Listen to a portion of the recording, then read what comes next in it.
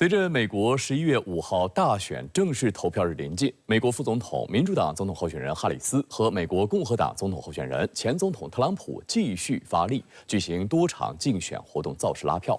而关键摇摆州佐治亚州15号开始提前投票，当地官员表示，此次提前现场投票的总人数创下了历史新高。 佐治亚州负责选举工作的官员加布里埃尔·斯特林说，截至当地时间15号下午4点，至少有25.2万名选民在提前投票点投了票，与2020年大选参加第一天提前投票的13.6万人相比，多出近1倍。据了解，佐治亚州是允许选民在美国大选前提前现场投票的关键摇摆州之一。 据报道，提前投票，无论是现场投票还是邮寄选票，都在美国选民中越来越受欢迎。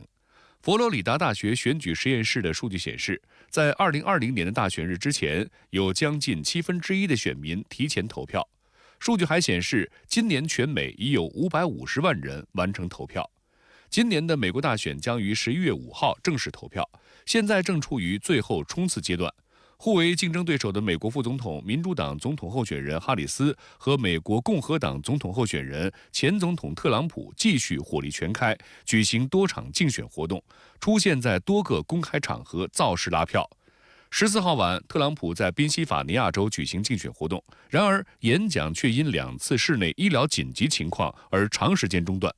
为了活跃气氛，特朗普索性放弃了音乐，将竞选集会变成了一场即兴音乐会。他还跳了将近40分钟的舞。Let me hear that music, please. Everyone, let's thank President Trump. Nice and loud. God bless you.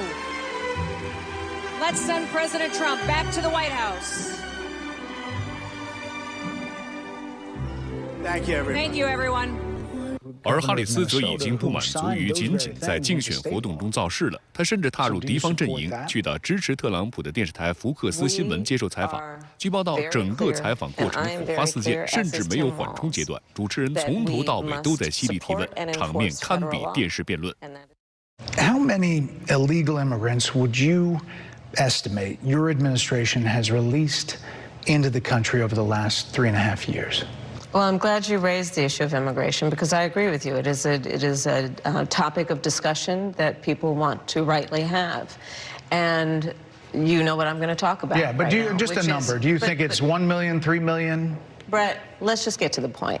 So your Homeland Security Secretary said that 85% of apprehensions. I'm not finished. We have it's a an rough estimate of 6 million people have been released into the country. And let me just finish. I'll get to the question. I promise you. I was beginning to answer. And 节目中途，哈里斯明显生气了。他再次提及此前特朗普说美国最大的威胁是来自内部的敌人的言论，而主持人播放了一段特朗普自圆其说的短片。And this is how he responded. I heard about that. They were saying I was like threatening. I'm not threatening anybody. They're the ones doing the threatening.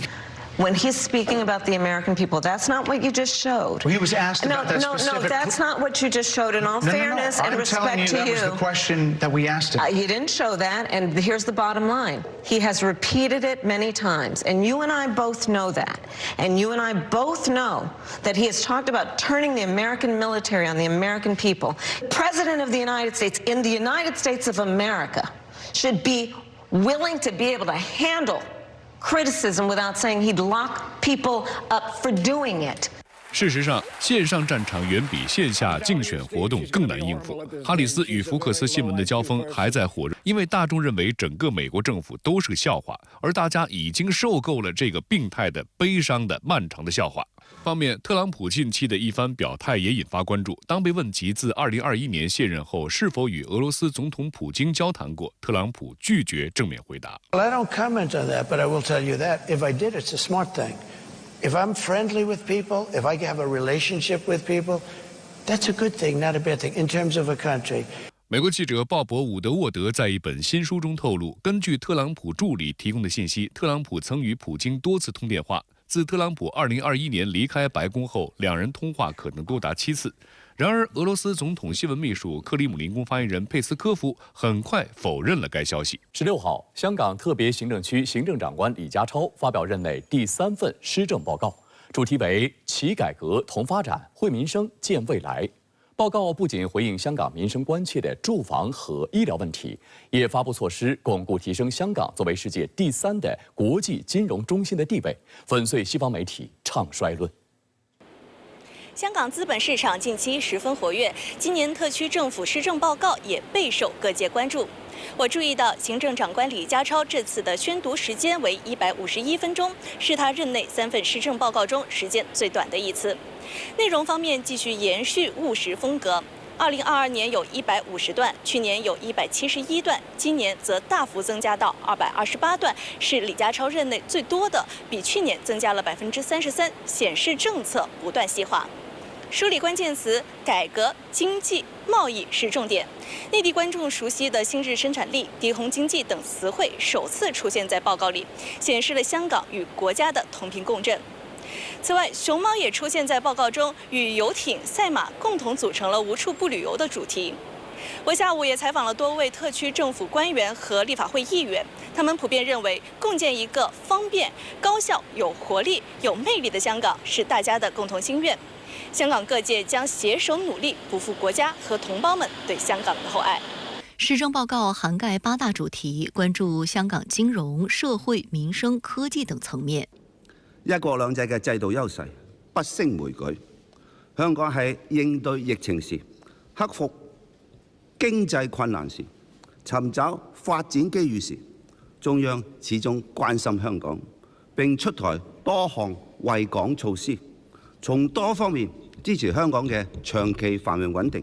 去年特区政府成立解决劏房问题工作组，今年的施政报告进一步跟进，指出未来将以立法方式制定劏房的出租制度，核标单位将名为简朴房，面积不少于8平方米，必须有窗及独立厕所。